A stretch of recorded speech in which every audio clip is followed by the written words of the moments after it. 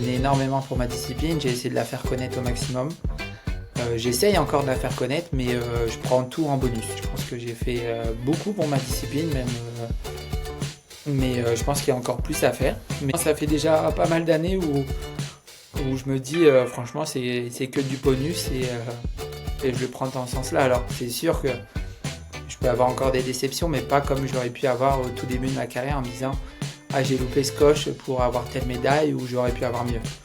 Je dis, si je suis à cette place-là, c'est que j'ai bossé pour ça, j'ai bossé comme ça et que si j'avais envie de plus, bah, j'aurais pu faire les choses différemment, mais c'est comme ça.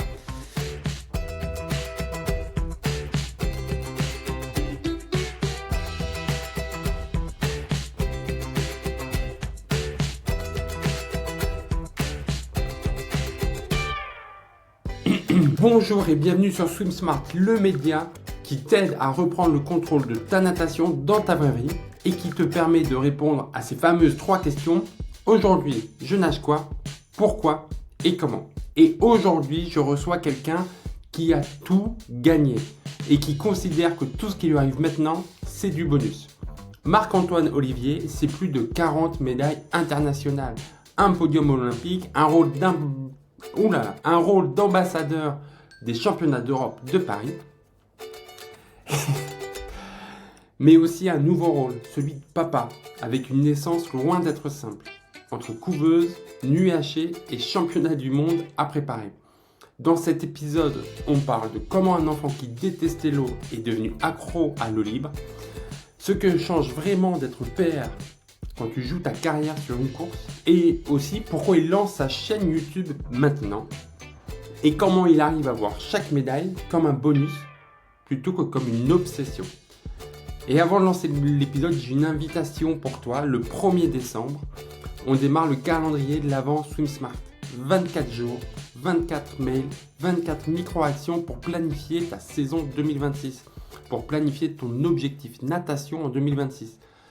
Faire le bilan de 2025, trouver quel est ton objectif, comment le décomposer en cycle de travail, en mésocycle, en macrocycle, bref, avoir ton plan à toi. Si tu veux le recevoir gratuitement, il suffit de t'abonner maintenant, de t'inscrire. Le lien est en description. Et dès que cet épisode est fini, prends le temps quand même de l'écouter, file voir la chaîne YouTube de Marc-Antoine Olivier, le lien est également en description. Des insights de fou, mais on en parle plus longuement dans l'épisode. Allez, installe-toi, on part avec Marc-Antoine Olivier. Bonne écoute. Hop, c'est parti. Bonjour Marc-Antoine, bonjour. Comment vas-tu? Très bien, et toi? Ça va très bien, je te remercie. Merci d'être à mon micro. Très fier de t'avoir, très honoré, un peu stressé. J'avoue que heureusement de plus en plus, je reçois des nageurs pros et habitués aux questions, aux interviews. Et du coup, j'ai toujours un peu plus de stress pour espérer que tu passes un bon moment. Oui, il n'y a pas de doute, ça va très bien se passer, il ne faut pas stresser. Donc, tu as le droit en carte joker en mode cette question, on me l'a déjà trop posée, donc on passe à une autre. Donc, Ok, pas de n'hésite souci. pas à t'en servir.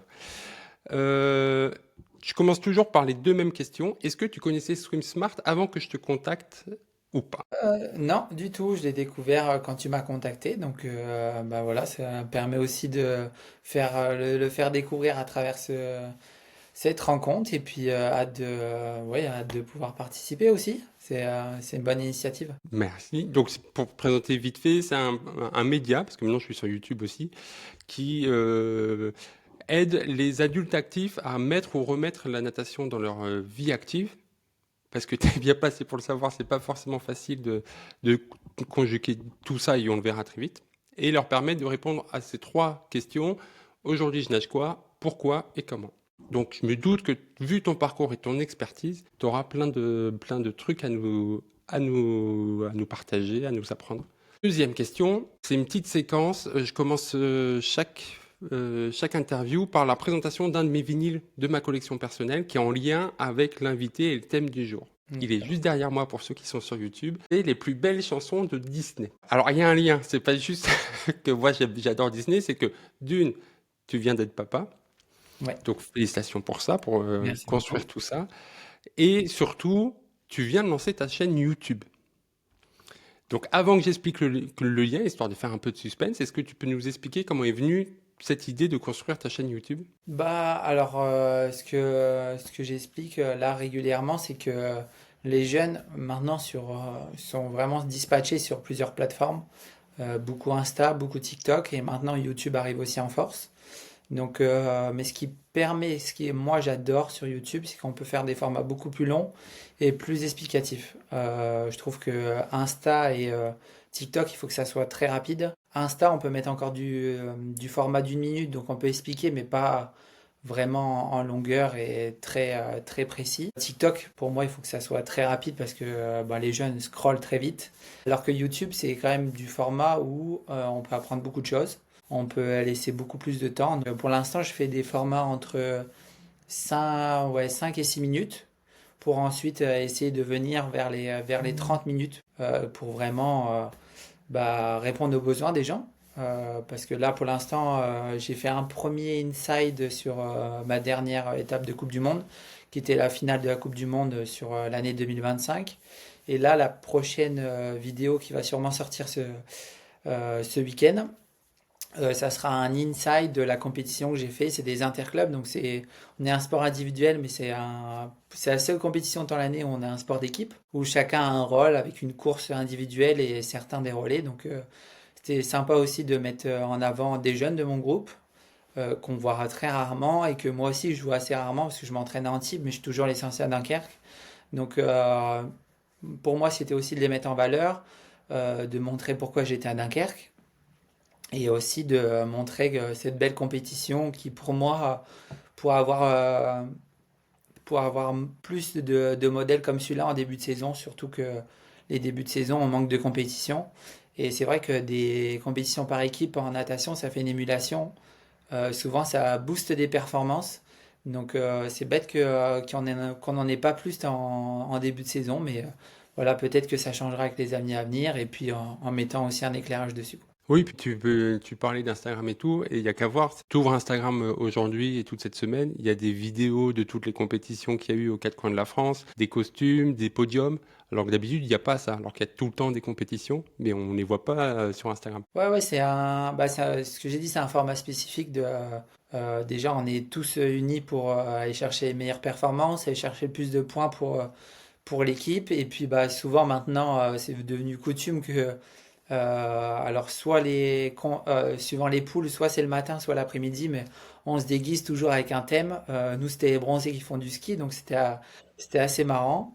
Et puis voilà, c'est une compétition où souvent ça réunit les très jeunes, ceux qui sont déjà là depuis plusieurs années, et puis des gens qui ont pris leur retraite, mais qu'on a besoin de renfort et qu'on appelle au dernier moment pour savoir s'ils peuvent faire une course en individuel. Donc c'est top de réunir toutes ces générations-là parce que ça fait un échange et une émulation qui est incroyable le temps d'un week-end.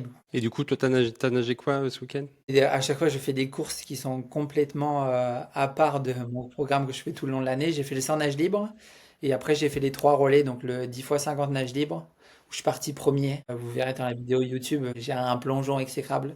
Voilà, pour l'équipe, on se donne au maximum. Après, j'ai fait le 4x2, là qui est un peu plus ma spé que je préfère, et le relais 4 x 104 nage où je fais à nouveau le 100 nage libre. Et je me suis toujours demandé si ils étaient bien placés dans l'année, les interclubs, parce qu'ils sont très tôt. Ça fait 2 mois après la reprise. Qu'est-ce que tu en penses, toi? Est-ce que ça serait pas mieux de les placer en fin de saison, histoire de clôturer une espèce de bouquet final? Bah, le problème de le mettre en fin de saison, c'est que on n'aura pas tous les nageurs qui sont internationaux, soit ils sont en stage préparatoire pour soit les championnats du monde, soit les championnats d'Europe ou les Jeux Olympiques. Donc ça enlèverait pour beaucoup d'équipes pas mal de nageurs. Donc non, en début d'année, je pense que c'est très bien. Je pense que ce qui serait sympa, en fait, pour qu'il y ait vraiment une grosse compétition, c'est de réunir, par exemple, là, il y a eu déjà un classement des 20 premières équipes, bah, de les réunir à un endroit pour que ça fasse vraiment une grosse compétition entre tous les meilleurs clubs français et puis après faire à nouveau comme on a fait des poules régionales, mais vraiment faire un big final avec les 20 meilleurs clubs de l'an passé, ou de le faire sur plusieurs étapes où on fait pas tout le programme, mais on fait un programme différent sur 2-3 week-ends d'affilée, parce que ça fait des compètes de travail. Celui qui gagne le maximum de points, on prend les 20 meilleures équipes et on fait une finale. Parce que, en fait, ce qui me manque aussi pour faire de la communication, comme tu as dit en ce moment, Cette semaine, on est inondé de vidéos, de podiums, on voit nos déguisements, qu'on voit les courses. Mais pourquoi pas faire ça en début de saison où le programme est plus allégé pour pouvoir faire parler la natation et puis aussi faire découvrir les courses par équipe dans un sport individuel. Oui, et puis c'est sûr que ça fait une belle image de la natation et ça, si on les sort au bon moment, ça doit quand même booster le nombre d'inscrits l'année d'après, Ouais, etc. c'est Ça va être sûr, intéressant. ça fait une belle émulation et puis surtout, je pense que tous les nageurs aiment ce type de compétition et comme j'ai dit souvent, on arrive à aller se pousser dans les retranchements parce qu'on sait que c'est pour l'équipe et pas que pour soi-même. Et c'est vrai que souvent on voit des belles perfs qui sont pas forcément attendues et donc c'est cool à voir. C'est vraiment cool à voir. C'est ça. Pour la petite anecdote, j'ai fait un 200 mètres pape pour les interclubs quand Ok, j'étais en train de d'accord. passer ma formation PP et j'étais avec l'équipe composée quasiment que de poussins Benjamin, donc que des petits, et D'accord. puis moi qui avais 25 ans au milieu. C'est quelque chose. C'était juste parce qu'il fallait se sacrifier que j'ai fait le 200 pape, Ouais, mais un remplacement, mais toujours. Mais c'est pour ça, c'est sympa parce qu'il y a toujours un mélange de générations, mais vraiment dans la bonne humeur et c'est ça qui est top aussi de voir sur ce genre de compétition, quoi. c'est ça. Et du coup, on va en revenir à Disney. Pourquoi Disney? Parce que tu lances ta chaîne YouTube, que c'est une façon d'apporter la natation, de démocratiser la natation qui est peu courante, qui est nouvelle, comme moi avec Swim Smart. Et je trouve ça important et je trouve que c'est un lien commun avec Disney qui amène des grands thèmes et qui l'amène à tout le monde en faisant des dessins animés qui vont parler de la mort et tout. C'est peut-être un peu tiré par les cheveux. Tu me diras, tu me diras ce que tu en penses. C'est vrai que c'est une belle comparaison. Après, moi, je le fais plus dans le monde adulte, mais c'est vrai que c'est d'essayer d'amener une idée à un projet, mais plus simplement et plus décrit pour le grand public. Et c'est un peu cette comparaison. C'est vrai que j'avais pas réfléchi, mais c'est très bien trouvé. J'aime bien. En plus, étant un grand fan de Disney, c'est très sympa de me comparer à ça, donc merci. Et ça faisait la boucle avec le fait que tu étais devenu papa, et puis on en reparlera plus tard pour voir comment tu gères tout cet équilibre. Est-ce que tu as déjà décidé quel serait le premier Disney que tu montrerais à ta fille? Non, parce que par rapport à déjà à ma génération, les Disney ont bien changé, mais non, je sais pas du tout. Peut-être un Stitch, parce que Stitch, ma compagne est aussi fan. Et ouais, je pense que ça sera un des premiers. Parce qu'en plus, ça reste dans l'eau, c'est assez sympa. Voilà, et puis Voilà. ça fait ma transition avec la première question, la vraie question du podcast. Quel est ton début d'histoire avec l'eau? Comment tu as découvert l'eau et qu'est-ce qui a fait que ça a mis tout ça? Alors, l'histoire avec l'eau était très compliquée au départ. L'apprentissage à la natation, je hurlais, vraiment, je tournais le dos à vouloir apprendre à nager. Je détestais ça. Pour te dire, même prendre la douche, c'était assez compliqué. Et malheureusement, lors d'un accident, j'étais dans le sud de la France, donc en vacances, et un peu comme un style d'Aqualand. Je me promenais au bord de la piscine avec mon frère, on s'est fait bousculer tous les deux, on est tombé dans l'eau.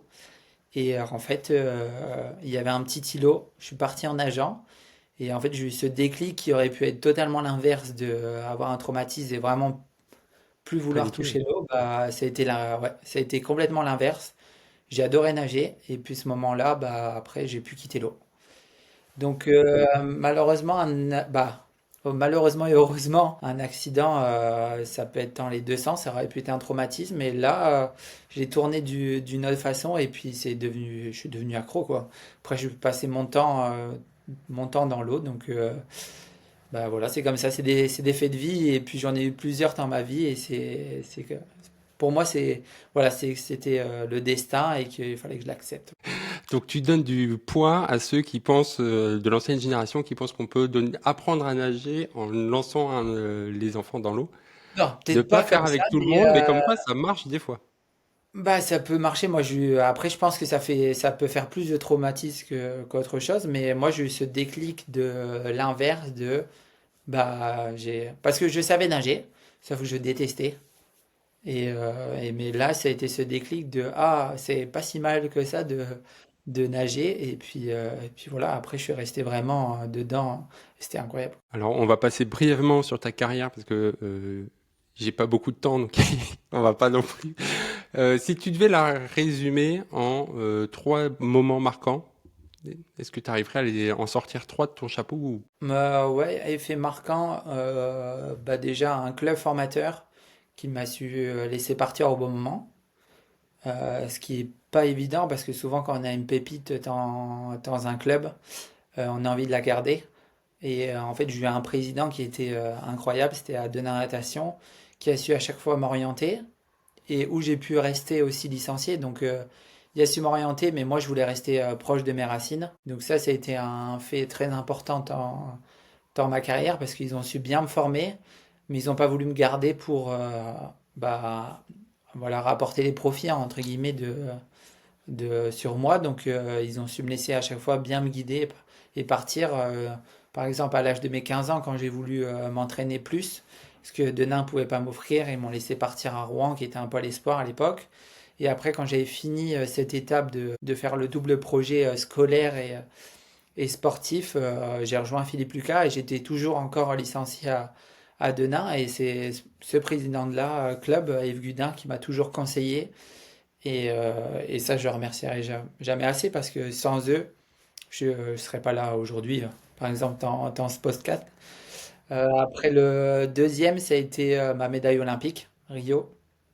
Ça m'a, vu qu'on est quand même un sport pas très médiatique, faire une médaille lors des Jeux Olympiques, ça t'ouvre beaucoup de portes, beaucoup de médiatisation sur le coup et surtout pas mal de partenaires qui te font vivre et qui font vivre des aventures et puis bah voilà une tranquillité financière qui est importante et pour moi cruciale dans notre sport parce que sans ça c'est compliqué de s'entraîner au quotidien rien qu'en pensant à la performance parce que quand vous devez regarder tous les mois si vous pouvez partir en stage, si vous pouvez acheter ça, si vous pouvez faire de la récup à ce prix-là, bah c'est quand même compliqué de baser une saison dessus. Et puis le troisième fait, bah, la rencontre de ma compagne. Voilà, on a eu un enfant et puis c'est quelqu'un qui était du milieu avant et qui sait exactement ce que j'ai besoin à quel moment et puis qui sait s'adapter, surtout là avec notre nouveau-né, pour que je continue à performer, que je sois bien dans ma tête. Et voilà, vu elle était aussi dans ce milieu-là, dans le haut niveau, bah c'est hyper simple à savoir ce qu'on peut faire et pas faire. Et ça, c'est une grande chance et qui est pas donnée à tout le monde. Oui, je parle souvent de comment on se lance dans un projet, d'autant plus s'ils sont importants et longs, et bah, il y a toujours l'entourage qui revient, parce que tu es obligé, si tu veux t'investir sereinement, de savoir que ton entourage te soutient et tout. Euh, Là, le futur objectif sportif, c'est quoi? Et comment vous vous êtes lancé là-dedans en famille? Alors là, le plus gros objectif, c'est toujours sur une Olympiade, ça sera à Los Angeles 2028. Après, à plus court terme, on a les championnats d'Europe à Paris en 2026 où je suis ambassadeur, donc je suis très content de représenter ma discipline et de représenter aussi Paris et la fédération sur ces championnats d'Europe-là. Je sais que ça va être une année plus compliquée parce que va arriver d'un nouveau-né, changement de vie complètement. On en parlera plus tout à l'heure, mais ça chamboule une vie, mais voilà, de réussir à performer sur ces championnats d'Europe-là malgré que la petite est arrivée. Et après, bah, l'année prochaine aussi championnat du monde qui seront qualificatifs pour les Jeux Olympiques. Donc, en fait, là, j'ai 3 années où ça monte crescendo avec, on va dire, des objectifs de plus en plus importants et vraiment cruciaux à réussir parce que sans ces étapes-là, je ne pourrais pas aller sur mon objectif ultime qui est Los Angeles. Bien faire année par année et étape par étape et pas se brûler les ailes, on va dire, avant. Parce que 3 ans, ça peut être long comme très court. Voilà, bien se fixer les bons objectifs, les bonnes étapes de préparation pour pouvoir performer sur les trois prochains gros objectifs. Alors, ambassadeur des championnats d'Europe de Paris, ça consiste en quoi? Alors là, ça a consisté que bah, déjà d'avoir présenté les têtes d'affiche. Donc en natation course, il y a Laure Manodou et Camille Lacour. Donc deux grosses têtes d'affiche. Plongeon, Alexis Gendard. Je sais pas si tu vois qui c'est, mais c'est celui qui a trébuché sur le plongeoir lors de la présentation à Saint-Denis. Donc très belle personne, mais voilà. encore quelqu'un d'un échec qui a su le rebondir en quelque chose de très positif. Et ça, franchement, il en a fait sa force. Virginie de Dieu en natation Natation? synchronisée, artistique maintenant, pardon, je vais me faire engueuler. Et puis moi en eau libre. Donc voilà, on va dire, c'est presque une équipe d'Avengers parce que quand on voit les têtes d'affiche, c'est vraiment sympa d'être dedans. Et puis bah, ça va être là pendant un an de faire un maximum de communication sur, bah, respective sur nos disciplines dans un premier temps.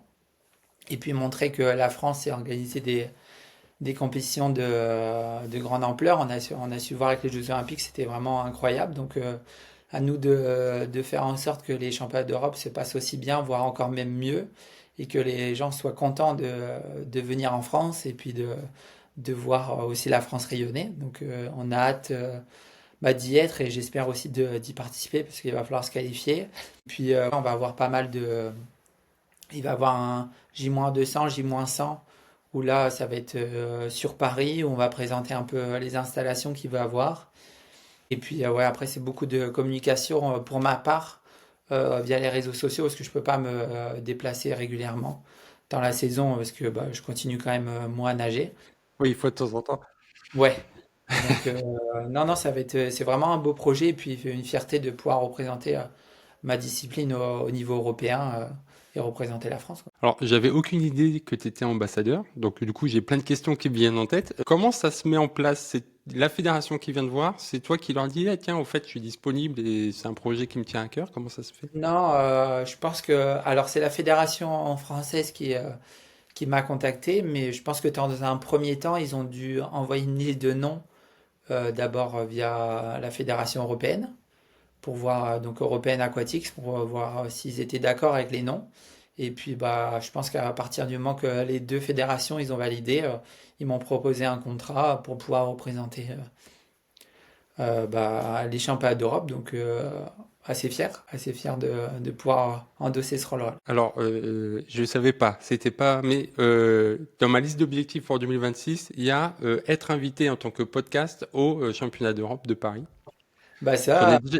on Voilà. va pouvoir en discuter. J'ai quand même tous les contacts maintenant, mais ça doit pouvoir se faire. Il va avoir Et des beaux sujets. Pareil, voilà, il va avoir un peu de toutes les générations. Il va avoir ceux qui sont vers la fin de carrière, ceux qui arrivent, parce que je sais que les critères, par exemple pour la natation course, ils vont essayer d'emmener le maximum de monde parce que c'est chez nous. Donc ça va peut-être permettre à vraiment des très jeunes de pouvoir rentrer dans leurs premières équipes de France, faire leurs premières armes au niveau international. Donc non, il va avoir des belles histoires à raconter, c'est sûr. donc, je plante mes graines, j'en ai parlé à Clément Mignon, Jérémy Stravulus, David Smetanine. Dès que j'en reçois un, je lui dis, voilà, Ouais, ça non, c'est mon objectif de 2026. il va avoir des belles choses à faire. Mais pour en revenir à toi, est-ce que tu doutes encore du fait de t'y qualifier? Est-ce qu'il y a vraiment ce stress-là ou c'est en mode, normalement ça devrait le faire, sauf blessure? Ouais, il y a toujours un doute, hein, parce que c'est quand même du one shot. Il faut être, on sait que c'est sur la Coupe du Monde à Ibiza, qui sera fin avril, donc il suffit d'être malade, blessé. Après, on fait quand même un sport où on n'est pas tout seul dans notre ligne. On nage en groupe. J'ai déjà eu l'arcade ouverte. Bon, ça m'a pas empêché de finir la course, mais c'est des faits de course qui peuvent arriver, qui peuvent faire en sorte que d'abandonner, donc pas de qualification. Donc, ouais, il y a toujours ce petit stress de se dire, bah, potentiellement, je peux pas me qualifier. Et puis, bah, il y a aussi une grosse génération derrière qui pousse fort et qui veut sa place. Donc, non, voilà, c'est chaque année une remise en question, même si les années marchent bien chaque année, mais se remettre en question et savoir ce qui est bien et pas bien, ce qui a été fait et pas bien fait pour pouvoir à nouveau performer et surtout s'améliorer, parce que comme j'ai dit, ça pousse derrière, donc il y a toujours ce petit stress-là, mais j'en doute pas, j'ai vraiment un staff de folie derrière moi qui va me pousser pour aller chercher cette qualification-là, qui est une première étape avant de pouvoir performer sur ces championnats d'Europe. Plein d'auditeurs avec qui je parle me disent ils ont du mal à mettre en place un objectif à long terme. Donc toi, tu fais un objectif à plus 3 ans, voire même 4, parce que je suppose que c'est pas hier que tu as décidé de te lancer là-dedans. Comment tu mets les jalons? Comment tu fais en sorte de garder cette motivation aussi longtemps avec autant d'incertitudes? Bah alors, déjà, je prends un objectif à long terme, donc je savais que c'était sur 4 ans. que je repartais sur 4 ans, mais je me mets aussi des objectifs à court terme, histoire de ne pas me lasser en cours de saison. La chance qu'on a, c'est que moi je suis un grand compétiteur, donc j'essaie de me placer beaucoup de compétitions. Je suis pas un très grand fan de l'entraînement, même si je sais qu'on est obligé de passer par là et que pour pouvoir performer, il faut être très bon à l'entraînement, il faut être rigoureux. Mais je suis un compétiteur et c'est ça qui me fait vibrer dans ma discipline.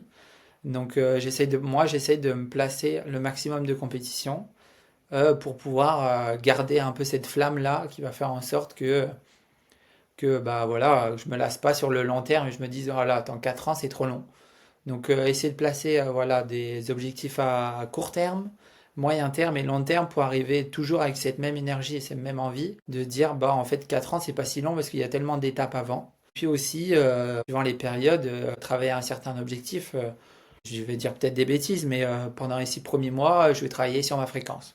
Et les 2 prochains mois, je vais travailler sur mon sprint. Et voilà, il y a tout le temps des... Pourtant, j'ai 29 ans. J'ai commencé à la natation à l'âge de 7 ans et j'apprends encore des choses. Parce que bah, je travaille avec un nouveau staff, j'ai un nouveau coach, je suis dans une nouvelle structure. Avant, je suis parti en Italie, c'était notre méthode de travail. Maintenant, je suis revenu en France. Voilà, il y a plus la diététique, je prends de l'âge, donc il faut que je fasse plus attention sur des choses qu'avant je ne faisais pas avant. Donc en fait, il y a tout le temps des choses à apprendre. Et puis les rencontres. Les rencontres, c'est vrai que quand on est jeune, on a du mal à s'ouvrir ou on ne s'en rend pas compte. Mais maintenant, je sais que dès que voilà, je suis invité à des événements ou que je pars sur d'autres compétitions, j'aime bien m'ouvrir aux gens parce que tout le monde a des préparations qui sont complètement des fois différentes, des visions différentes. Et je pense que c'est bien de prendre un peu à droite et à gauche, se poser avec son staff, voir les idées qu'on a, les mettre en commun et se dire qu'est-ce qui est le mieux pour nous, pour moi, pour pouvoir performer, par exemple dans 3 mois, dans 6 mois et après peut-être en 4 ans et mettre en place ce programme au fur et à mesure. Mais oui, pas se lancer à corps perdu et se dire bon allez, je vais nager pendant 4 ans sans me fixer d'objectifs avant et puis là c'est sûr que moi je ne pourrais pas non plus. Mais ouais, se fixer des objectifs à court et moyen terme avec des choses à travailler à chaque fois, même si c'est des choses qu'on pense qui sont déjà acquises, il y a toujours des choses à améliorer, toujours. Et justement, en parlant d'objectifs, dans ta première vidéo de ta chaîne, on va revenir petit à petit à YouTube, qui est vraiment très bien et je mettrai le lien en description. Tout se passe pas comme c'était prévu. Comment tu rebondis? Est-ce que tu as des petits tips? Je savais que ça allait être très compliqué le 10 km. J'étais jeune papa. Ma petite, elle avait 4 mois. Ouais, elle allait avoir 4 mois. Les nuits très courtes. On sait que le sommeil, c'est quelque chose de très réparateur. Je l'ai découvert dans les premiers mois de sa naissance, mais je savais que ça allait être dur, mais c'est pas pour autant que j'ai abandonné. Je voulais participer à cette dernière étape et d'aller jusqu'au bout de ce projet-là. Et puis voilà, c'est des faits de vie.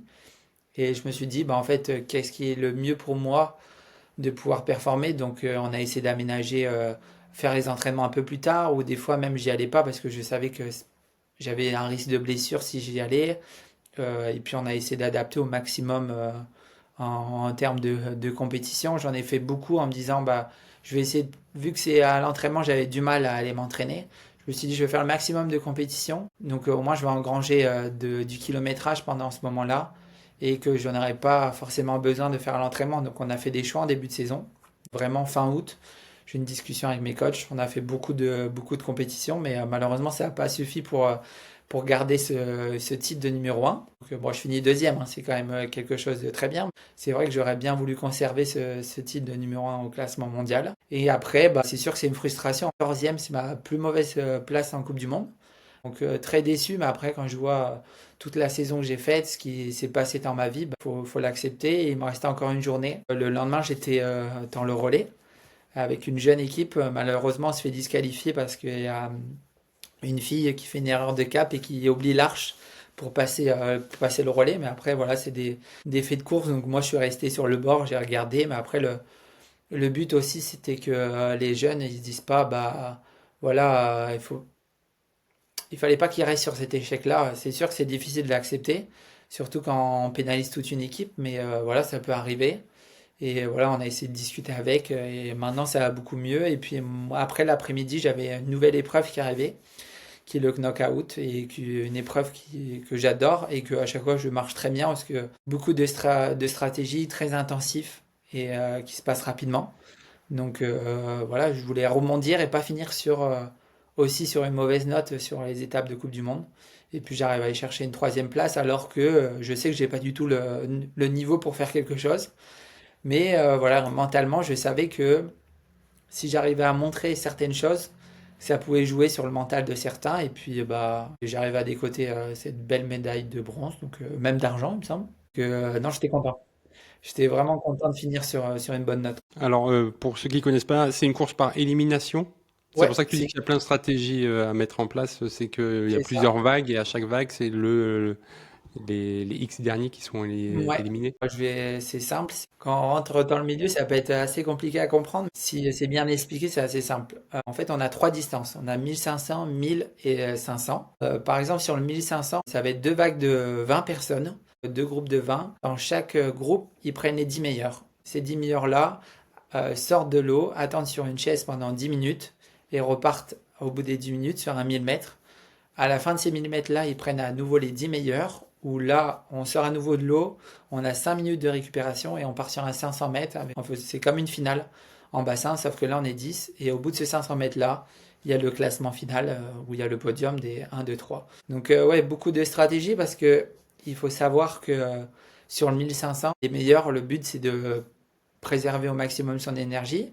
Mais il y a d'autres qui sont pas sûrs d'avoir le niveau pour passer à la deuxième vague, qui se donnent à fond pour entrer ne serait-ce que pour le 1000 mètres. Quand tu fais partie des favoris, c'est assez dur de jauger. Oui, il faut que je garde de l'énergie, mais il faut pas que je me fasse piéger de pas louper les 10 premières places. Il y a ce fait de stratégie de des fois partir très vite pour essayer qu'il y ait un groupe de 10 au début et qu'après on puisse ralentir et récupérer un peu avant le 1000 mètres, ou vraiment une course d'attente où ça part très lentement et au fur et à mesure c'est progressif pour finir au sprint. Voilà, il y a des stratégies suivant les courses, les Coupes du Monde qu'on a eues, même pendant les Championnats du Monde, ça a été des stratégies qui ont été complètement différentes. Et ça, c'était assez sympa. Et puis surtout, ce qui est très sympa, c'est que c'est dynamique pour le public. C'est très rapide, très compréhensif. Mine de rien, au bout de 16 minutes, on sort de l'eau. Le public nous voit les réactions sur notre visage. Voilà, on essaye de faire un peu le show pour faire la promotion de cette discipline. Et c'est ça qui est aussi bien de voir dans la discipline que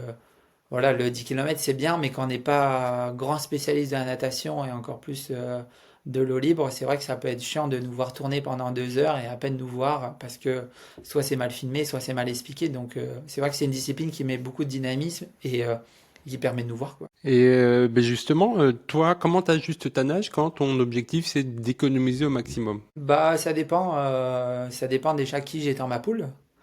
On n'a pas encore ce système par exemple, les 10 derniers meilleurs mondiaux, on est sûr d'en mettre 5 dans une poule, 5 dans l'autre. C'est complètement du hasard, donc c'est possible que les 10 meilleurs soient dans une poule et pas l'autre. Déjà, à l'avant-course, tu regardes dans quelle poule t'es et tu pries un peu de pas être dans la poule la plus compliquée parce que souvent il y a toujours une poule qui est plus gros piège Prudence, ouais. que l'autre. Ouais, donc il faut faire attention. Et puis suivant les nageurs, il y a des stratégies que tu connais bien sur certains que d'autres. Puis comme j'ai dit, il y a des nouveaux, il y a toujours des surprises, donc c'est ça aussi qu'il faut faire attention. Et ouais, après, c'est surtout ça en avant-course, et puis après, ben, quand c'est la course, c'est essayer de se placer au mieux aux avant-postes pour pouvoir assez se guider en se disant, bah, je peux laisser un peu plus de mou pour finir un peu, entre guillemets, en récupération pour garder de l'énergie pour le 1000 mètres après, ou il va falloir accélérer parce que ça pousse derrière, donc c'est un peu ça ma stratégie sur le 1005. Le 1000, c'est presque à fond. Vraiment, là, il n'y a pas de stratégie à se dire parce que tout le monde veut rentrer en finale. Donc, non, il faut pousser jusqu'au dernier moment et essayer de placer au maximum. Et puis après, 500, c'est du all-out, hein, on réfléchit pas à la tête dans le guidon et puis on donne les dernières énergies et forces qui nous restent. Donc, non, c'est vraiment une course que j'apprécie parce que voilà, c'est dynamique et puis c'est assez sympa. C'est très sympa même. Mais n'hésitez pas à aller voir la vidéo parce que Thune, elle est très bien. À la fin, je me suis dit, ah déjà, j'ai envie d'en voir plus. Donc c'est que c'est bon signe pour une vidéo, donc bravo. Euh, Comment t'es venu, à quel moment ça devient cette idée de te dire, tiens, je veux faire une chaîne YouTube? Alors de base, je suis parti avec mon vidéaste Joris Bouchot, qui est un ancien athlète de haut niveau, qui a été en équipe de France, mais lui en bassin, qui maintenant a lancé sa société TA Vision, donc en tant que vidéaste et de monteur. Et puis je voulais vraiment au début faire du réseau juste pour Instagram et TikTok. Et puis il a dit, je viens, donc il est venu 2 jours, 3 jours, sur ma dernière étape de Coupe du Monde. Et il m'a dit, pourquoi pas faire un format plus long, un format YouTube. Et je me suis dit, bah ouais, ça peut être une bonne occasion de vraiment montrer un peu l'intérieur de ce qui peut se passer en Coupe du Monde, parce que c'est quand même un cercle très fermé. À part d'avoir déjà fait une équipe de France, on ne sait pas vraiment comment ça se déroule une Coupe du Monde, donc essayer de montrer l'intérieur. Donc là, on a fait un peu sur les émotions, sur les résultats, mais c'est vrai que sur les prochaines Coupes du Monde, il y aura assez, peut-être une vidéo consacrée de qu'est-ce que c'est le parcours, notre chambre d'appel, vraiment tous ces moments qui sont plus techniques et qui sont aussi intéressants à voir pour le public, parce que, comme j'ai dit, c'est un cercle assez très fermé, mais qui c'est sympa aussi à découvrir. Et puis aussi, ça permettra aussi peut-être aux gens de se projeter un peu dans notre milieu et d'être encore plus enthousiaste de voir pour la prochaine vidéo. Mais c'est vrai que l'Oli, ben, c'est assez complexe et qu'on n'est pas du milieu et que c'est pas bien expliqué. C'est vrai qu'on n'a pas forcément envie de regarder. Moi, je sais que par exemple, la Formule 1, avant, je regardais pas du tout. Et puis Netflix s'est mis à vraiment expliquer les histoires qu'il y a dans chaque écurie, vraiment l'histoire de la F1, voilà, la technicité qu'il y avait pour pouvoir voir ses courses, comment il performait et tout. Et voilà, maintenant je pense qu'ils ont vu, je sais plus il y a combien de saisons de Formula One, mais c'est énorme. Donc s'il y a autant de saisons, c'est que les gens ils sont intéressés et que les gens maintenant s'identifient à certains pilotes, à certaines écuries. Et c'est un peu ça que je vais amener aussi sur cette vidéo, voilà, de se projeter sur qu'est-ce que c'est d'être athlète professionnel, athlète français, et de partir en Coupe du Monde. Et donc c'est Joris qui filme pendant ce... Et ça apporte quelque chose, je suppose. Enfin, j'espère que tu vas dire oui. Que ça soit Euh, un nageur qui te filme. ouais, ça apporte pas mal de choses. Vu que c'est quelqu'un du milieu, ça me permet pas de perdre trop de temps. Par exemple, que ça prenne du temps sur mon échauffement ou pour me mettre dans la course. Oui, si c'est que très bien comment ça se déroule une équipe de France. Il connaît le trois quarts des nageurs, le staff, que tout le monde est confiant. Après, moi, j'étais sous contrat aussi avec World Aquatics, donc ils étaient au courant qu'un vidéaste venait, donc ils ont vraiment voulu donner accès au maximum parce que ça fait aussi une promotion des Coupes du Monde, de la Fédération internationale, donc tout le monde était gagnant-gagnant, et puis ouais, c'était en fait de faire venir un ancien nageur, comme ça, c'est qui connaît ce milieu et qui sache, voilà, pas perdre de temps, se dire, voilà, on fait les images de temps à temps, tu t'échauffes, tu fais ta course, et après on se fait compte rendu, je fais mon montage là, on se revoit après, et c'était très simple, très simplifié, et puis aussi Joris, c'est quelqu'un de très humain, de très quelqu'un où tu peux facilement parler et échanger les idées, parce qu'il y a beaucoup d'idées, pas que pour ma discipline, aussi au point de vue fédéral, pour le club de Toulouse ou d'autres nageurs. Donc non, c'est aussi hyper sympa de discuter avec une personne pareille parce que ça permet encore avant tout d'échanger puis de trouver de nouvelles idées pour la suite. Et les prochains épisodes sont déjà tournés ou pas Alors encore? oui, Vous avez déjà la date? ça sera dimanche que je regarde sur mon calendrier. Ouais, ouais, dimanche 23, donc à 14h ou 15h, sortira la vidéo 2 sur les interclubs. Là, c'était vraiment plus le message, c'était de présenter Dunkerque Natation, ce qui se fait à Dunkerque, pourquoi je suis aussi licencié au club. On va parler aussi d'une jeune pépite qui, j'espère, performera en natation et aussi en eau libre, parce qu'elle va s'y mettre, donc hâte de vous la faire découvrir.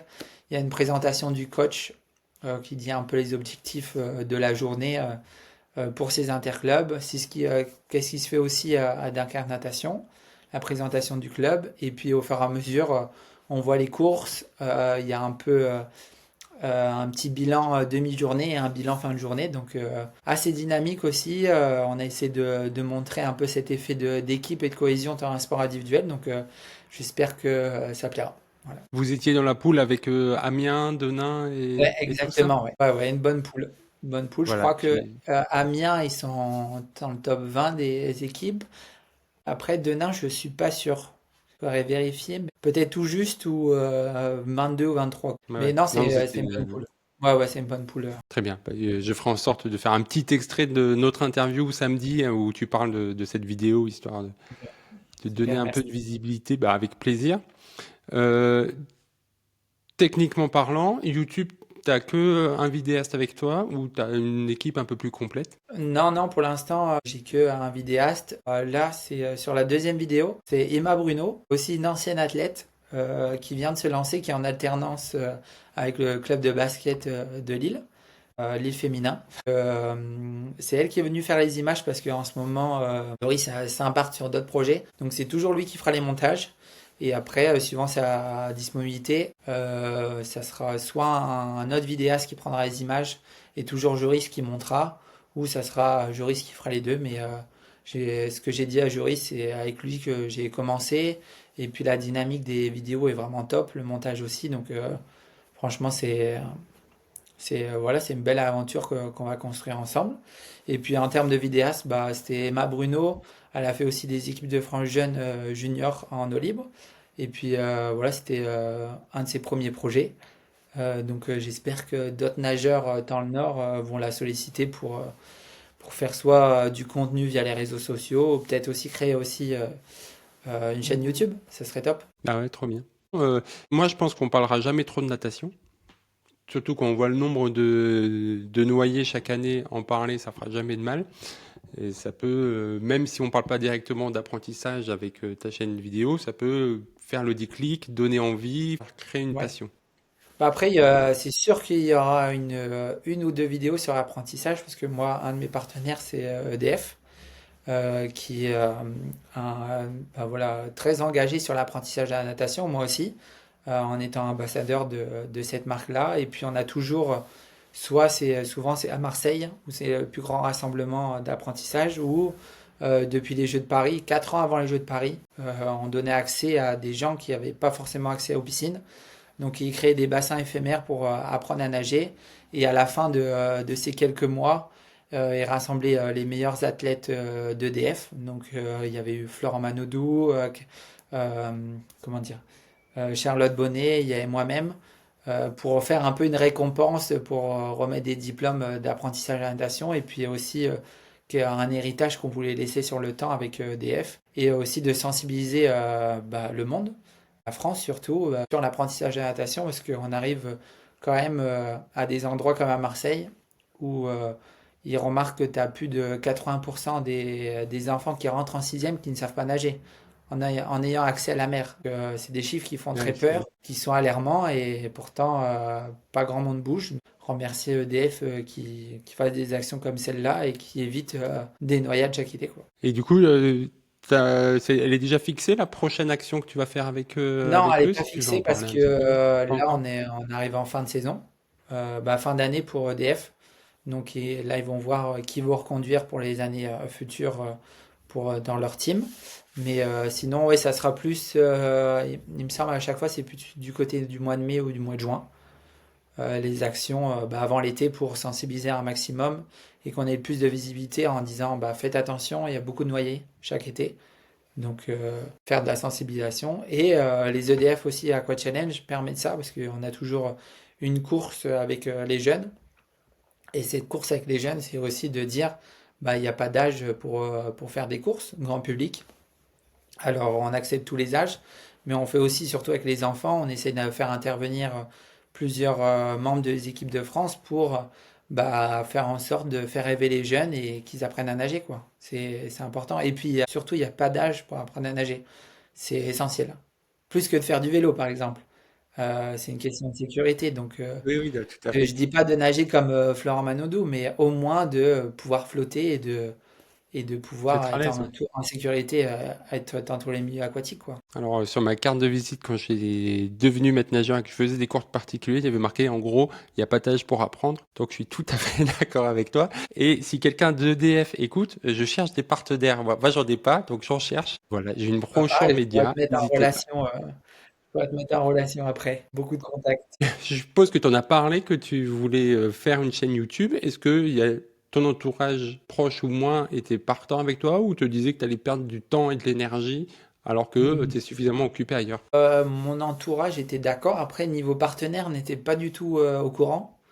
Là, en fait, c'est plus un investissement que je mets. C'est un peu comme créer une société. C'est un investissement que je mets au départ et que j'espère qu'il va fructifier au fur et à mesure des années, que les gens vont pouvoir s'identifier, que les marques vont pouvoir s'identifier, parce que pareil, une autre communication. Je pense que c'est, même s'il y a pour l'instant moins d'abonnés, c'est une communication qui reste plus longtemps sur le long terme, je trouve, et qui est complètement différente, qui permet de, comme j'ai dit, de plus expliquer, par exemple, pourquoi je suis avec EDF. J'ai jamais vraiment très expliqué sur mes réseaux, même si ils voient de temps en temps mes actions, mais peut-être une vidéo plus explicative pourquoi je suis avec eux depuis 2017, pourquoi je suis à Dunkerque, par exemple. Non, c'est un réseau de communication qui est complètement différent et que j'espère ouais, d'autres marques vont pouvoir investir pour que je puisse en mettre encore plus de moyens et faire des vidéos plus régulières, que ce soit sur des insights en compétition, sur présenter voilà, les projets que j'ai dans l'année, présenter les structures où je m'entraîne, avec quel est mon staff, et après, pourquoi pas faire des tutos voilà, sur comment partir sur un entraînement en eau libre en toute sécurité. Il y a tellement de choses à expliquer dans notre discipline, tellement de projets, mais voilà, il faut, comme tu le sais, il faut les moyens. Donc là, c'est plus un investissement au départ et que j'espère les gens vont pouvoir s'identifier et puis être dans l'aventure, quoi. Bon, en tout cas, la qualité de la vidéo le mérite amplement. Donc, Merci. j'ai hâte de voir les prochaines. Alors, j'espère que tu auras vu les transitions. Je bosse beaucoup sur les transitions et donc je continue ma question de tout à l'heure. Je suppose que ça te prend pas mal de temps et d'énergie, cette nouvelle quête secondaire qu'est YouTube.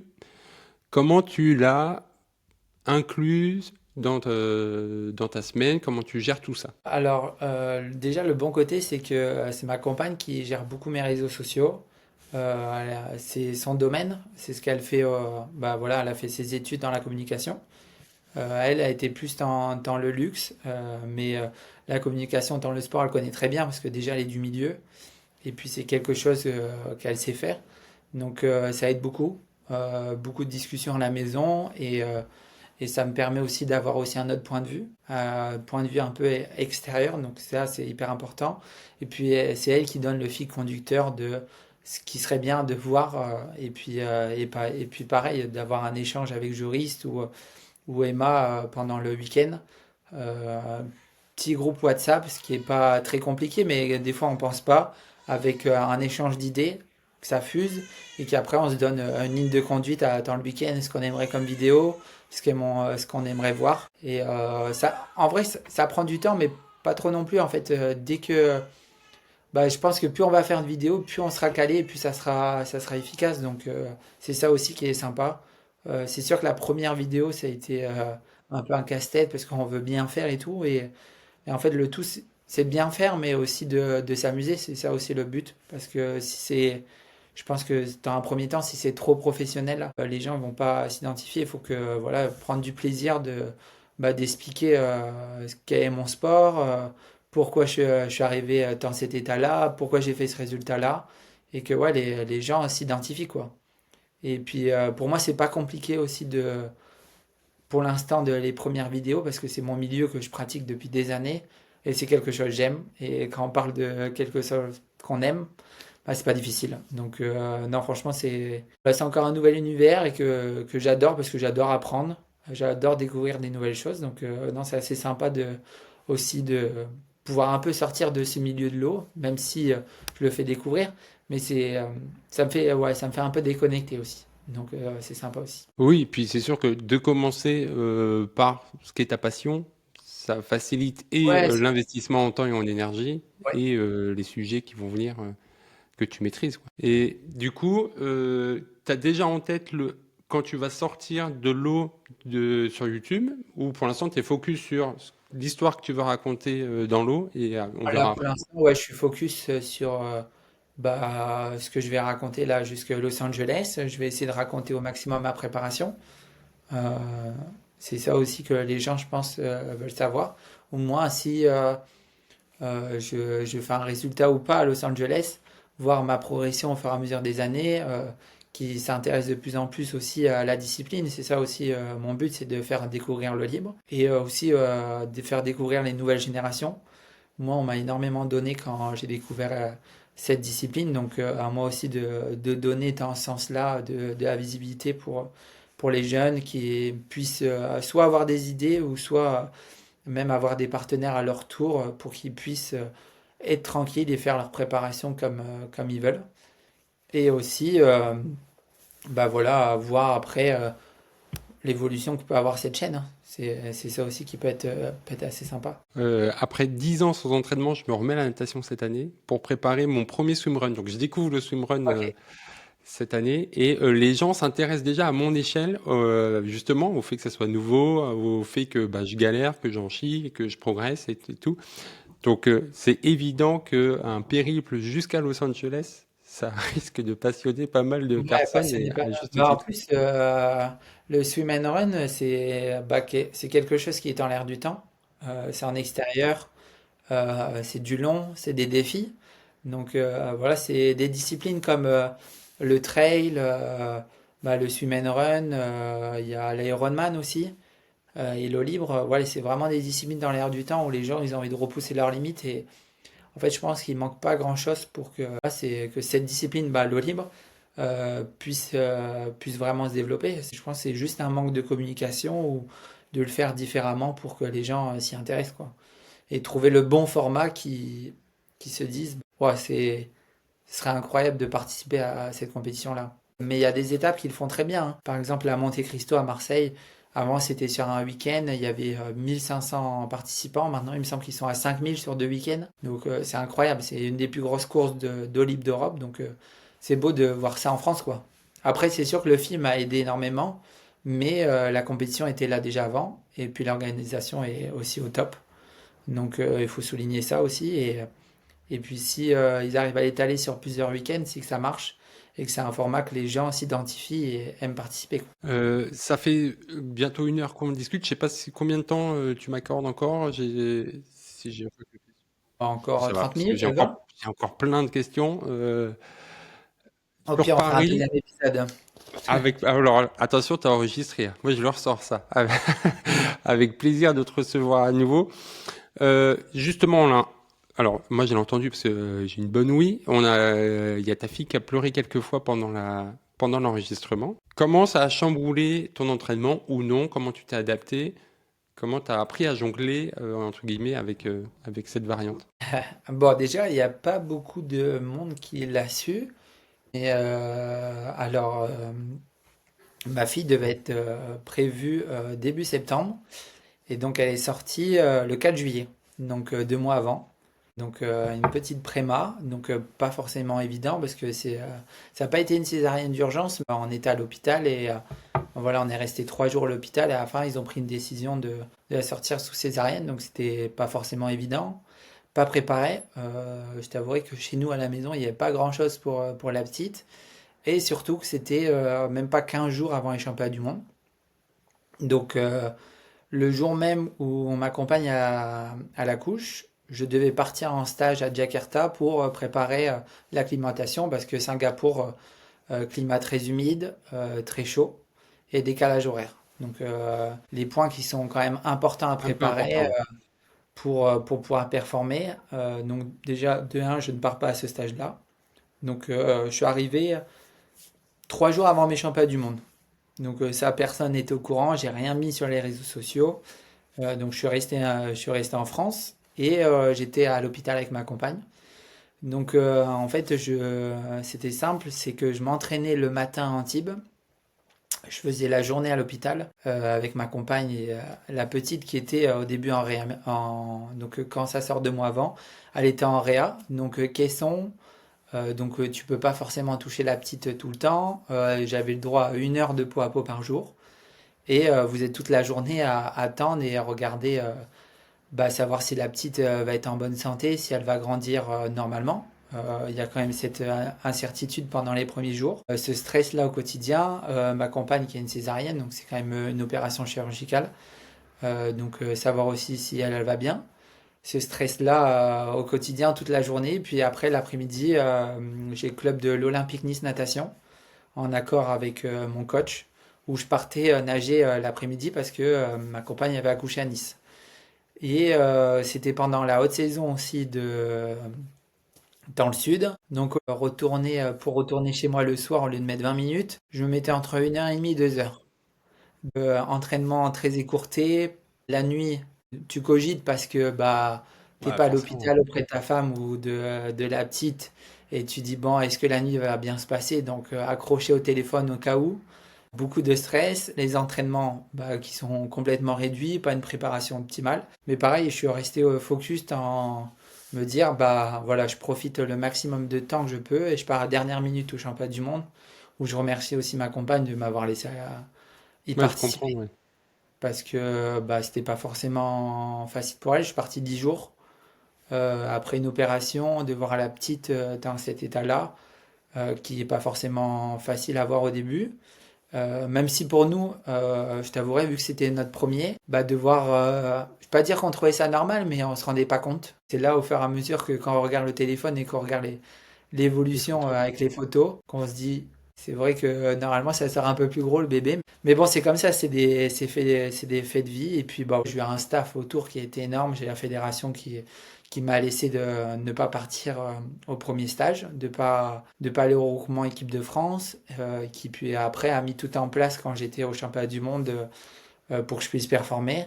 Mais ce qui fait que quand j'arrive au championnat du monde, 3 premiers jours déjà à m'acclimater, que ce soit en termes de température, me refocus sur un objectif, pas penser que les 10 derniers jours ont été très compliqués, que j'ai pas beaucoup nagé et que j'étais pas dans la forme optimale pour pouvoir performer. Et aussi me dire, bah, le jour J, il va falloir être prêt. Et lors du 10 km, j'ai fait mon 10 km, donc c'était le premier jour de la compétition des championnats du monde.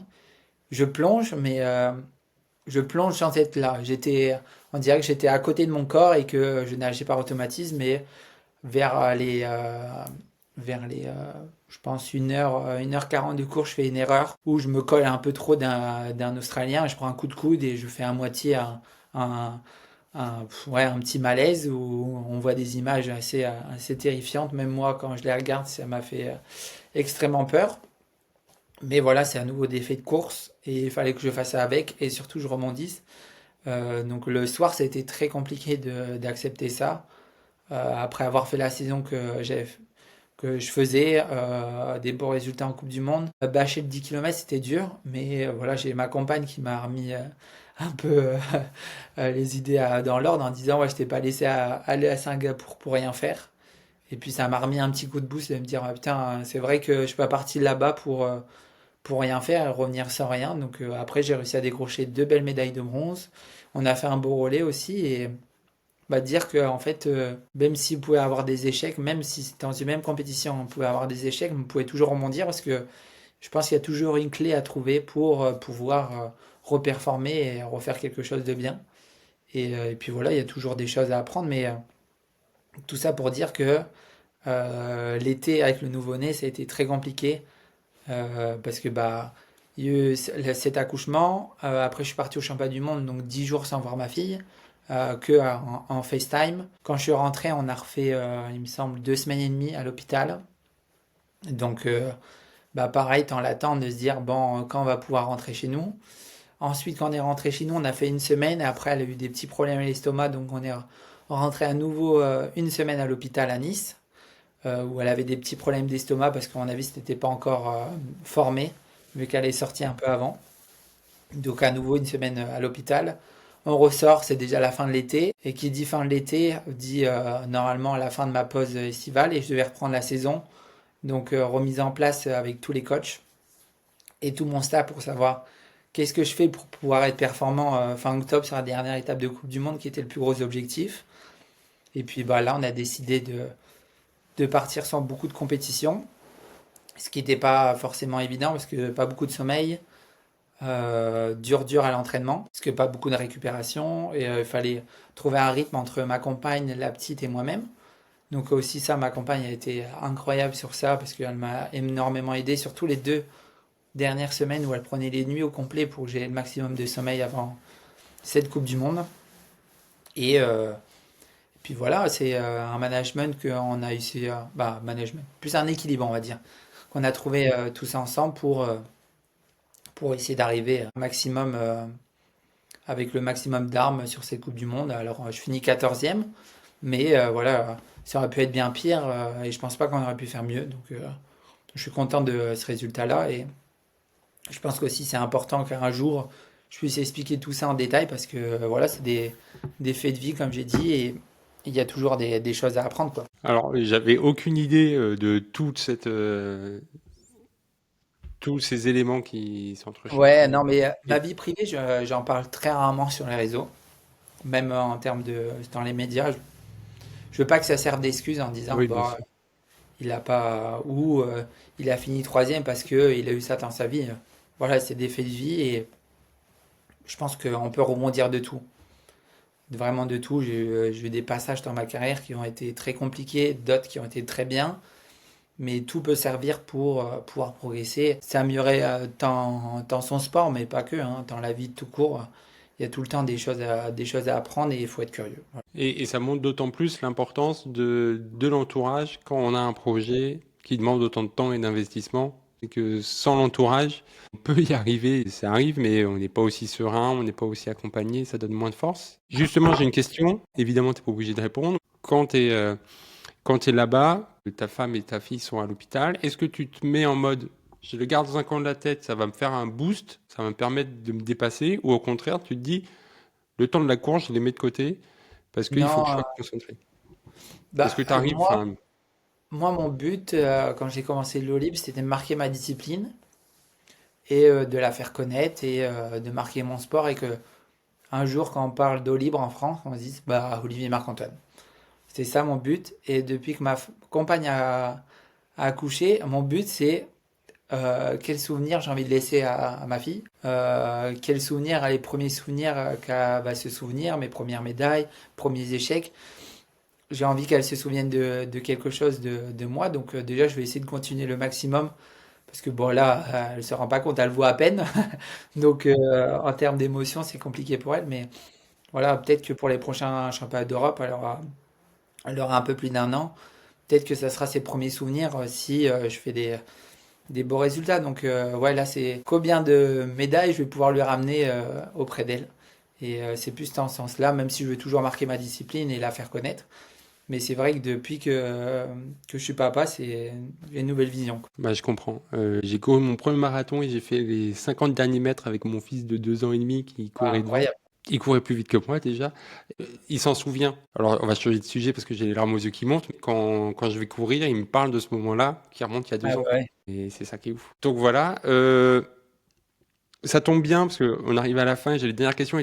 Je sais pas si c'est parce que maintenant tu es créateur de contenu et que tu fais des transitions de ouf, mais tu parlais justement que tu voulais marquer ton sport. Est-ce que là, à l'heure actuelle, tu considères ta carrière comme réussie ou il te manque un petit truc? Et s'il te manque un truc, il te manque quoi?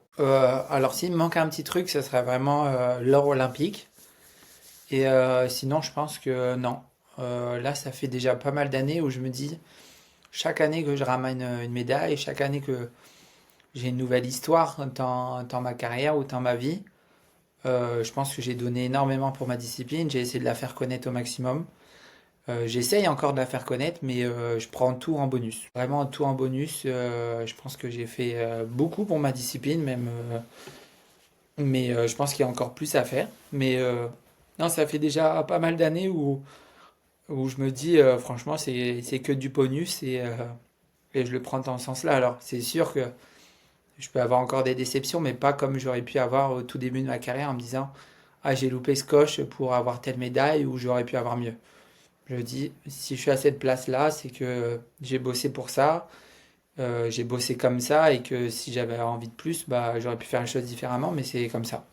Mais non, là, je prends tout en bonus, parce que je dois avoir un peu plus de 40 médailles au niveau international, que ce soit en Coupe du Monde, Championnat d'Europe ou Jeux Olympiques. Donc c'est un beau palmarès. Je pense que c'est un des meilleurs au niveau de la fédération. Donc non, je suis content d'avoir accompli ça. Et puis bah, j'espère que j'en aurai d'autres dans les années à venir. Bien. On va s'arrêter là. Une dernière question. J'ai beaucoup de mes auditeurs qui, du coup, sont des adultes qui, au bout d'un moment, se mettent au triathlon et du coup à l'eau libre, et ça les fait stresser de passer au bassin à l'eau libre. Donc, j'ai fait plusieurs épisodes là-dessus, sur comment ils peuvent s'entraîner en bassin pour après refaire l'eau libre. Mais bon, je profite d'avoir quelqu'un d'un peu important dans le domaine. Quel est le conseil que toi tu donnerais pour ceux qui veulent s'initier à l'eau libre? Bah déjà, si vous êtes frileux au départ, de nager en groupe, on a toujours moins peur quand on est plusieurs. L'effet de masse, c'est toujours plus sécurisant de nager à 5, 6 ou même ne serait-ce qu'à 2 que tout seul. Même à 2, c'est pas très conseillé de nager en eau libre. Même moi, à mon niveau, j'évite d'aller nager tout seul. C'est très rare que je vais nager tout seul en pleine mer. On ne sait pas ce qui peut arriver. Donc, nager toujours à moins 2 ou 3 personnes. Et puis, ouais, pas se référer, comment dire, aux films qu'on peut voir. C'est vrai que dès que on parle d'aller nager en mer, ou en lac ou en rivière, on pense qu'on va croiser des crocodiles, des requins. Moi, j'en ai déjà croisé, j'ai jamais eu d'accident. Je fais 20 courses dans l'année en eau libre, dans des milieux naturels et j'ai jamais vu un accident. Il n'y a jamais eu d'accident. Donc non, vous inquiétez pas. Et puis il faut savoir que bah, le milieu naturel, c'est pas le nôtre. C'est comme si que vous allez chez quelqu'un d'autre. Donc il faut respecter leurs règles. Et si vous respectez leurs règles, il n'y a pas de problème. Surtout si Voilà. tu es en slip. Aller chez les gens en Voilà. slip, c'est déconseillé Exactement. quand même. Mais tu as déjà eu peur Ouais, à un j'ai déjà eu moment? peur. Ouais, j'ai déjà eu des rencontres de folie, hein. Je me rappelle, Nouvelle-Calédonie, je nage, je suis à la tête d'un groupe et je fais presque un face-à-face avec un éléphant de mer. Un éléphant de mer, ça pèse 1 tonne, presque 2, je crois. Et c'est énorme. Et quand vous arrivez dessus, bah, on a fait tous les deux demi-tour, quoi. Parce que bah, sur le coup, en fait, ça se passe tellement vite que vous vous rendez pas compte de ce que vous avez croisé. C'est après, en y repensant, bah, vous revoyez, vous revisualisez ce que vous avez vu. Mais en fait, sur le coup, c'est tellement de l'instinct de, wow, il s'est passé un truc que je veux fuir que tu te rends pas compte et de la beauté que c'est parce que c'est quand même beau de croiser un éléphant de mer. Et non, après j'ai déjà croisé des serpents, j'ai déjà vu des requins au loin, mais après j'ai déjà croisé des dauphins, tortues, des choses incroyables. La mer, bah, surtout en mer, vous pouvez rencontrer des choses vraiment incroyables et c'est ça qui est la beauté de l'Olympe, c'est que souvent on arrive quelques jours auparavant, et on découvre le parcours, mais des fois on découvre ce qu'il y a aussi dans l'eau, et il y a tout le temps des choses magnifiques. Voilà. Et il faut pas Je... avoir peur. Il faut pas avoir peur. Franchement, les milieux naturels, il y a plus de choses magnifiques à voir que d'avoir peur, quoi. Et pas se référer aux films. Les films, c'est de la science-fiction. Ouais, ça me rassure parce que moi, c'est ce qui me fait peur Ouais, ouais, c'est dans sûr la que ça vie. peut être évident, pas évident, pardon, d'aller dans des endroits où c'est assez sombre, où on plonge direct dans le grand bleu, mais non, mais moi j'ai des histoires de folie à raconter, mais non, franchement, il y a toujours des beautés à voir et puis nager en milieu naturel, il y a rien de mieux que d'être enfermé, franchement. Il y a des belles piscines en France, hein, même dans le monde, hein, mais nager en milieu naturel, franchement, on a des choses incroyables en France et on devrait plus les exploiter parce que bah, il y a de la place déjà et puis on peut faire des beaux projets surtout. Mais bon, j'espère qu'un jour on pourra nous écouter sur ça. C'est ça. Je serais ravi de faire un deuxième épisode pour voir ces moments de folie. Être aussi au sein de la réunion que tu as eue à ton retour pour programmer octobre, savoir tous les ajustements. Tu as dit qu'il y a eu plein de trucs et j'ai plein de Ouais, questions là-dessus. Et je vais finir, promis, c'est la dernière. Je vois que tu as une moustache. Je sais pas si c'est tout le temps que tu as une non, moustache, ou si c'est parce que c'est le mois de novembre. Et dans ce cas-là, il semblait que c'était important d'en parler un petit peu. c'est ça. Ouais, Avant que- c'était le mois de novembre. Franchement, pour la voir, je mets du temps, hein. Moi C'est aussi. presque un an de préparation. Non, non, c'est important. de parler de Movember. Et voilà, de sensibiliser sur des causes comme celle-là, voilà, ça coûte rien à faire et c'est bien d'en parler. Et puis voilà, de sensibiliser au maximum tout le monde sur ce sujet-là, quoi. Voilà, la santé mentale des hommes, c'est important. La santé mentale, en général, c'est important. Je crois que ma femme a attendu 15 jours avant de me dire que c'était plus ridicule de mon côté. Donc, donc voilà, mais en plus de ça, tous les jours sur LinkedIn, n'hésitez pas à aller voir, je fais un petit texte sur justement la santé mentale, que c'est important de parler de ce qu'on ressent, de nos émotions. Faut arrêter avec le côté où on est des hommes, il faut arrêter de tout cacher et Ouais, tout ouais, maîtriser. bah, Donc, moi, pour vous dire, je vois régulièrement un psy, je parle, que ça soit de ma vie quotidienne ou de mon sport, bah, pouvoir voilà, décompresser et puis aussi d'avoir un œil autour de savoir ce qui serait le mieux pour moi. Donc, non, pas hésiter de, même si on pense que tout va bien, il y a toujours des choses à parler. Ça fait jamais de mal d'en parler. De ce quotidien parce que bah, la vie n'est pas tout beau tout rose comme on dit. Donc n'hésitez pas à parler que ce soit avec vos proches ou même à un spécialiste parce que ça fait toujours du bien, voilà. voilà, c'est ça. On va finir sur cette belle parole. Je pense que ça conclut bien. Et puis, hâte de voir le deuxième épisode. J'ai passé un très bon moment, Bah moi Marc-Antoine. aussi. Merci de ton temps, merci de ta disponibilité et bravo pour tout ce que tu fais, tout ce que tu as fait pour la natation au sens large, pas que l'eau libre, et pour ce que tu continues de faire avec. Je suis persuadé que c'est en parlant plus de natation, que ce soit moi par le podcast, toi par la chaîne YouTube ou tout autre élément, ce que fait Joris, c'est très bien aussi, sauf qu'il m'a pas répondu à mon dernier message. Il faudra que tu lui dises. J'ai invité Je... à mon podcast, il m'a dit ouais super, je lui ai donné l'idée que j'avais en tête et depuis plus de réponse. Alors je sais pas Ah, si bah, c'est l'idée qui lui plaît pas ou pas, mais non, voilà, non, bravo mais pour tout je ça. pense qu'il y a du zapper. Il est sur pas mal de projets là. Il est vraiment sur des gros projets. Non, non, très gros bosseur, très ouvert. Non, non, n'hésite pas à le relancer parce que je suis sûr que vous allez faire un podcast d'enfer. Ça marche. Normalement, je finis par tu me conseilles quelqu'un à inviter, tu me mets en contact. Mais comme tu dois me mettre en contact avec les championnats d'Europe et avec EDF, je Ouais, te laisse vas-y, tranquille c'est avec eux. avec cette Parfait. question. Je te souhaite une bonne fin de journée. Merci pour tout, Marc-Antoine, et à très très vite. À très vite. Salut! Si cet épisode avec Marc-Antoine t'a fait réfléchir, si tu t'es reconnu dans ses doutes, sa façon de rebondir ou son envie de laisser une trace pour sa fille, alors je t'invite à ne pas en rester là. Ah, va découvrir sa chaîne YouTube, des pépites. Pour l'instant, il n'y a que du vidéo, mais il va y en avoir plein d'autres. Alors abonne-toi. De plus, le calendrier de l'Avent Swim Smart démarre le 1er décembre. Inscris-toi, le lien est en description. Chaque jour, une micro-action, une micro-réflexion pour pouvoir bâtir ta propre saison 2026 en natation. Quel que soit ton niveau, tu vas pouvoir découvrir comment mettre en place un objectif, comment trouver les objectifs intermédiaires, comment décomposer en cycle de natation, etc., etc. Pour t'inscrire, c'est gratuit. Ça prend 10 secondes. Le lien est dans la description de cet épisode. Pense aussi à t'abonner au podcast, à mettre 5 étoiles si cet épisode t'a plu, à t'abonner sur la chaîne YouTube si tu regardes cet épisode sur YouTube. Quasiment tous les jours, je publie une vidéo de conseil. Demain, on prend un peu de hauteur et on réfléchit comme tous les jeudis philo. Et partage cet épisode à une personne qui a peur de l'eau libre ou qui a besoin d'entendre qu'on peut rebondir de tout ou juste qui s'intéresse au parcours de champion et à vraiment comprendre ce qu'il y a derrière la performance. Merci d'avoir passé ce moment avec nous. Merci à toi, Marc-Antoine, pour ta confiance.